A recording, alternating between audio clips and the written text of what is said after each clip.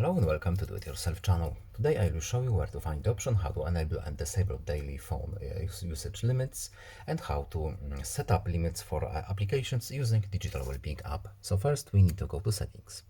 Then in settings we are looking for Digital Wellbeing and Parental controls. Then in the right top corner we need to tap these three dots, then choose manage your data, and here we have daily phone usage switch, so we can enable it or disable it from here.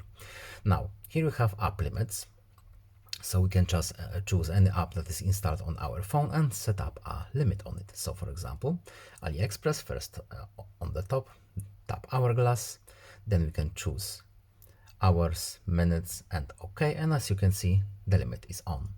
Now we can do the same and then tap delete limit, and now the limits are off again.